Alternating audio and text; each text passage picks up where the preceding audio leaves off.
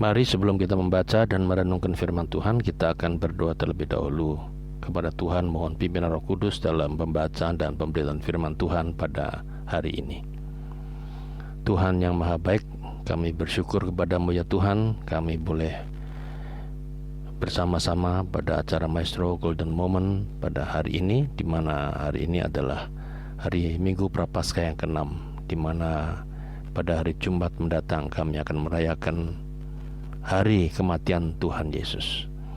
Tuhan, kami mohon kiranya Roh Kudus hadir menolong kami dalam pembacaan dan pemberitaan firman pada saat ini, sehingga kami boleh diantarkan oleh Tuhan lewat kuasa Roh Kudus supaya memahami bahwa jalan penderitaan Tuhan Yesus adalah jalan yang mulia, jalan yang sungguh-sungguh mendatangkan damai sejahtera bagi setiap orang yang mau percaya kepada Tuhan.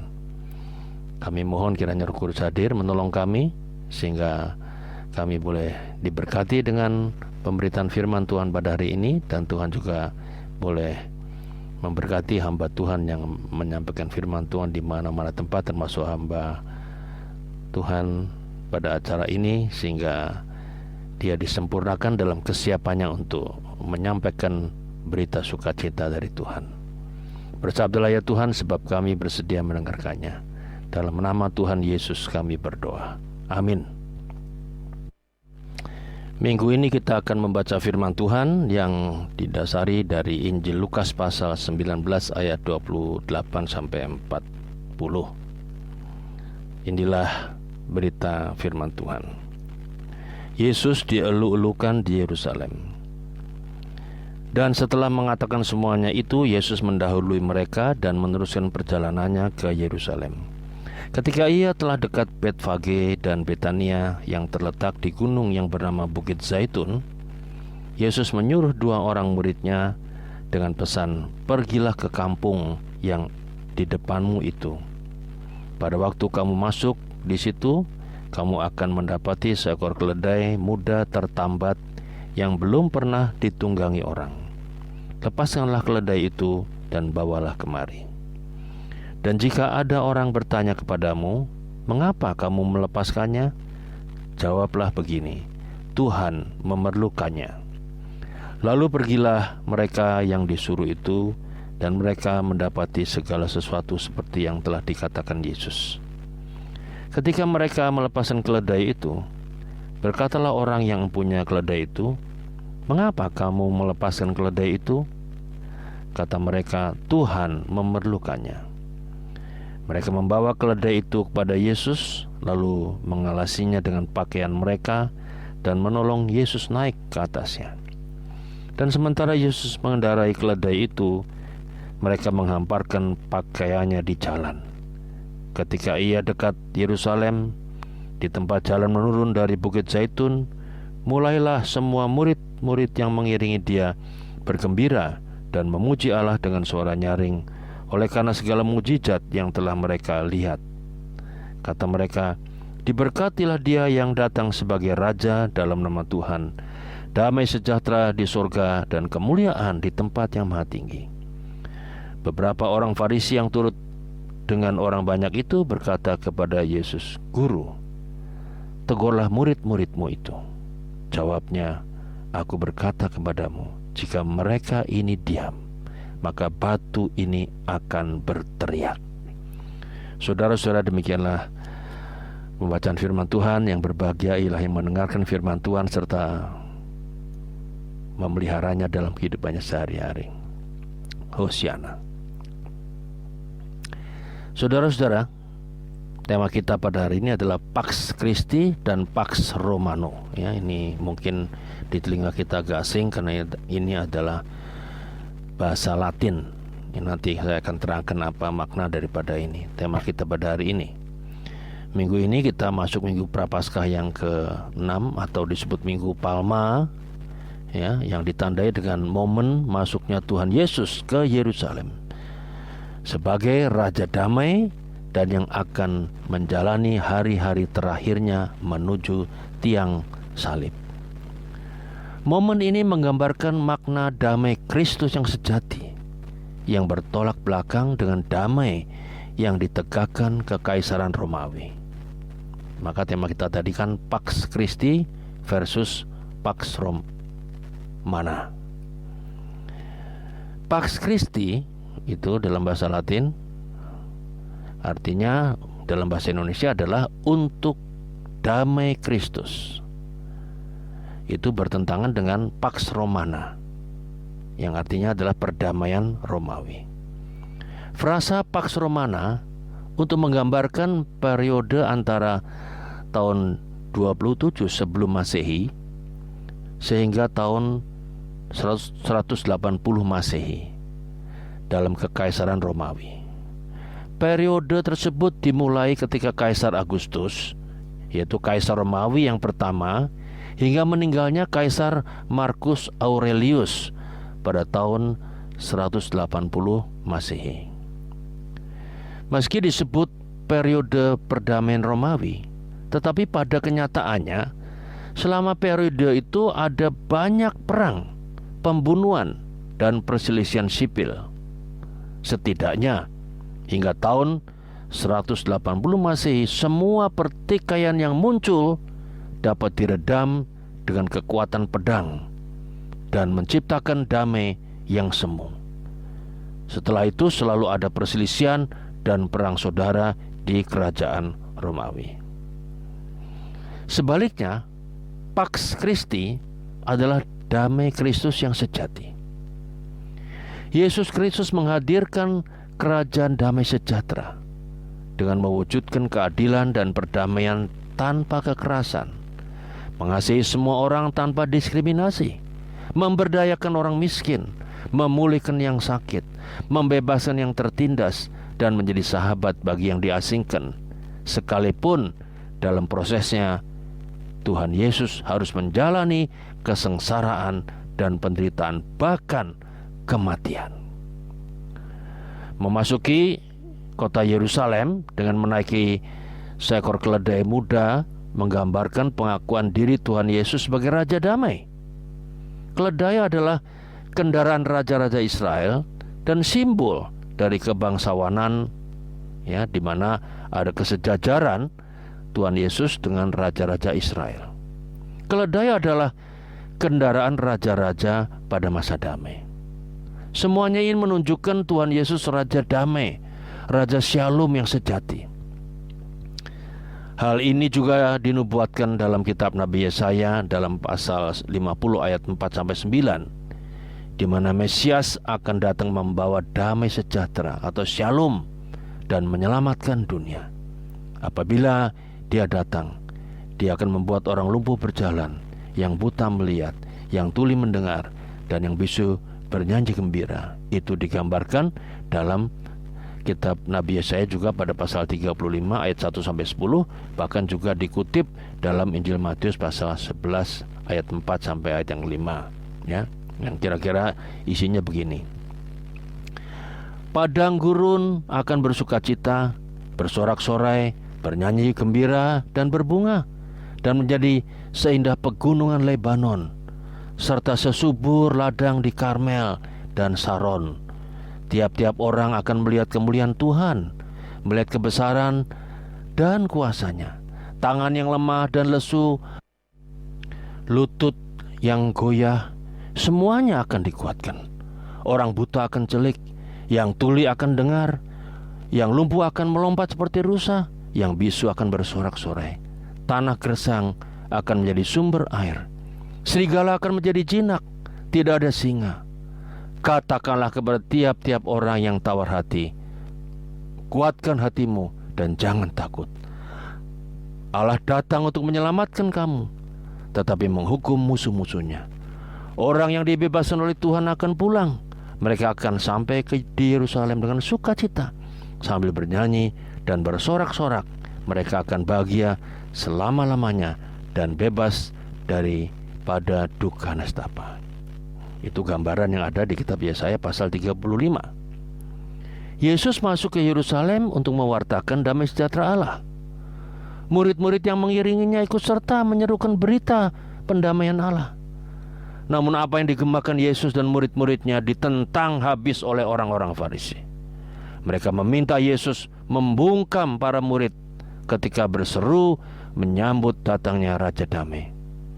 Pembungkaman adalah bentuk perlawanan terhadap seruan damai ilahi, suara kebenaran.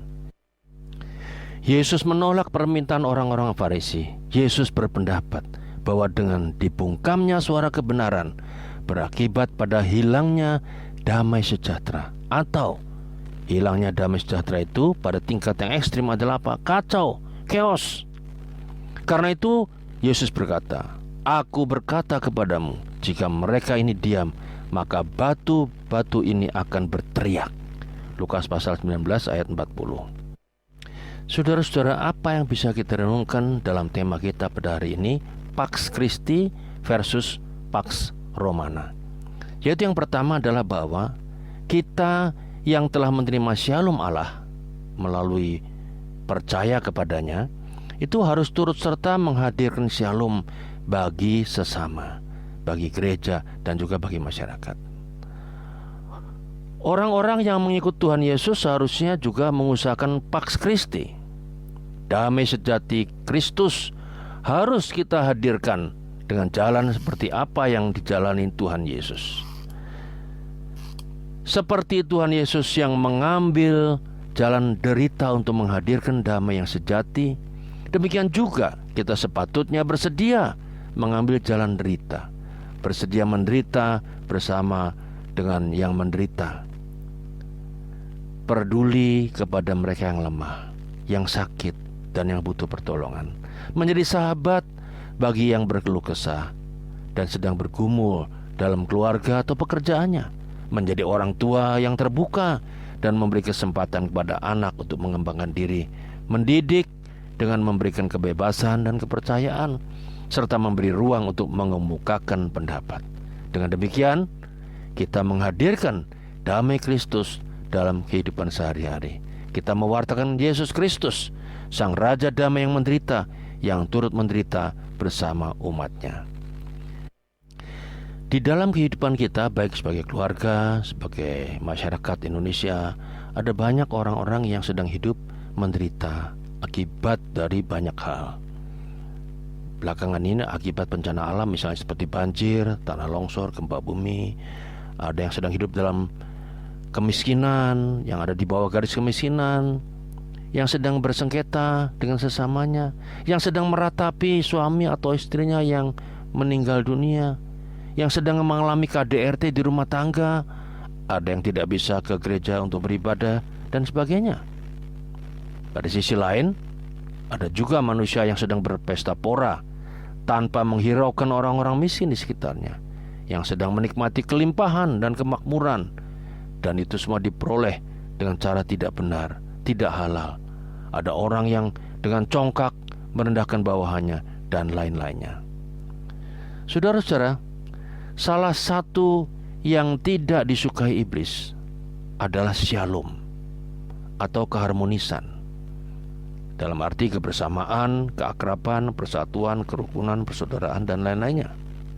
Iblis tidak senang kalau keluarga harmonis, kalau jemaat Tuhan bersatu, kalau bangsa Indonesia bersatu, kalau para penetua-penetua dan hamba Tuhan pada baik semuanya, kalau bangsa Indonesia menjalani hidup yang harmonis. Iblis pasti akan mencari celah dan menemukan cara untuk mematahkan shalom dan membuat ketidakharmonisan. Itu sebabnya iblis disebut pencuri. Ya, coba saudara baca dalam Injil Yohanes pasal 10 ayat yang ke-10. Kepada kelompok yang mengalami ketidakharmonisan, Yesus memberi penghiburan sehingga mereka merasakan kepedulian Tuhan. Tapi tentu ada kelompok yang lain yang dikuasai iblis, yang tidak peduli akan hadirnya damai Kristus, Pax Christi. Dan Tuhan pasti memberikan teguran dan hardikan agar mereka bertobat dari tingkah laku mereka yang jahat. Setiap orang diperhatikan sesuai dengan keadaannya masing-masing. Tuhan Yesus berhak bertindak demikian karena Ia adalah hakim yang telah berdiri di ambang pintu. Itu ada di surat Yakobus pasal 5 ayat 9, saudara bisa baca sendiri. Ia tidak membeda-bedakan manusia berdasarkan alasan apapun. Karena Tuhan Yesus yang lahir itu memang diperuntukkan bagi umat manusia. Pendek kata, apa dan bagaimanapun keadaan manusia, kesemuanya dilawat oleh Tuhan dengan kasih dan anugerahnya. Karena itu, wajib kita mewujudkan shalom dalam kehidupan di sekitar kita.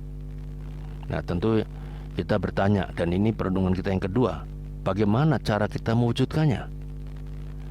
Saudara-saudara, firman Tuhan memberi tips yang sangat sederhana, yaitu apa? Jangan iri dan mementingkan diri sendiri. Itu ada di surat Yakobus pasal 3 ayat yang ke-16. Karena apa?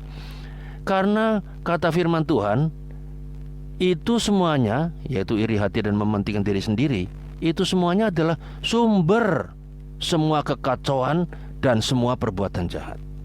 Jadi sangat jelas. Jadi chaos atau perbuatan jahat yang ada di masyarakat itu sumbernya di mana? Ya, iri hati dan mementingkan diri sendiri.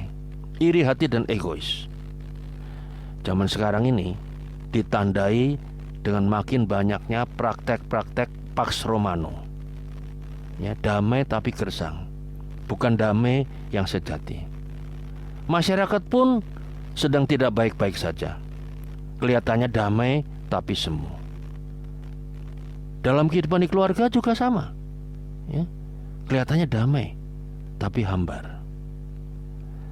Tampak luar damai tapi semuanya dijalankan dengan pendekatan kekuasaan dan kekerasan untuk mengontrol dan membungkam pihak-pihak tertentu. Ada orang-orang, dan ini termasuk juga orang Kristen, yang mencari pengakuan dengan melanggengkan status quo, kekerasan, represi, diskriminasi. Sepanjang sejarah, saudara-saudara, negara-negara yang mengaku Kristen itu juga menginvasi, menjajah, menancapkan kekuasaannya dengan senjata yang bertujuan katanya untuk perdamaian. Dalam dunia kerja, ada juga pengusaha yang membungkam buruhnya dengan ancaman. Ada atasan juga yang menekan bawahannya untuk mencapai target. Bahkan dalam keluarga, ada juga orang tua yang otoriter, supaya anaknya bisa menghormati, padahal menutup kesempatan pengembangan diri sang anak. Ditambah lagi, saat ini makin maraknya KDRT dalam keluarga. Saudara-saudara, semua gambaran itu menunjukkan perdamaian ala Pax Romana. Perdamaian dengan kekuasaan, kekerasan, dan represi. Damai tapi semu. Damai tapi gersang. Damai yang diciptakan iblis untuk mengambil keuntungan dari ketidakharmonisan kita satu sama lain. Iblis ingin kita hanya memiliki damai yang semu. Ini diciptakan semua oleh iblis dalam diri manusia, supaya manusia itu mementingkan dirinya sendiri dan iri hati. Saudara-saudara, Sobat Maison dikasih Tuhan, saatnya kita melihat orang lain dengan visi dan cara yang baru menurut ukuran Kristus dan bukan menurut ukuran manusia. Kita tidak menghakimi orang lain. Orang lain bukan lagi sasaran benci, dengki, dan iri. Orang lain adalah sesama kita yang harus kita peduli, yang harus kita kasihi. Kita tidak hidup sendiri, mementingkan diri sendiri, keluarga sendiri di dunia ini. Kita hidup bersama orang lain. Kita bukan manusia homo homini lupus, yang artinya adalah manusia itu menjadi serigala bagi sesamanya. Tetapi kita ini adalah homo homini homo, manusia menjadi manusia bagi sesamanya. Mengapa harus homo homini homo? Ya karena kita didamaikan dengan Allah melalui Kristus. Dan konsekuensinya adalah bahwa kita dijadikan pelayan-pelayan pendamaian. Itu berarti hidup kita yang lama berganti dengan hidup yang baru. Hidup yang bukan lagi cuma mementingkan atau peduli pada diri sendiri, melainkan juga peduli orang lain. Peduli orang lain berarti tidak menabur iri, tidak menebar kejahatan, tidak menebar benci, tidak menebar berita hoax, tetapi menebar damai sejati untuk orang lain. Konkretnya, tidak menimbulkan rasa benci terhadap orang atau kelompok atau golongan tertentu. Tidak menghakimi orang yang berorientasi religius, ideologis, atau pikiran yang berbeda. Tidak lagi kita menghakimi seperti itu. Pelayan pendamaian adalah mendatangkan damai. Mendatangkan damai adalah mendatangkan bahagia. Ketika menyebut aspek-aspek dari bahagia, Yesus menyebut itu mendatangkan damai atau membawa damai. Itulah aspek-aspek dari bahagia menurut Yesus.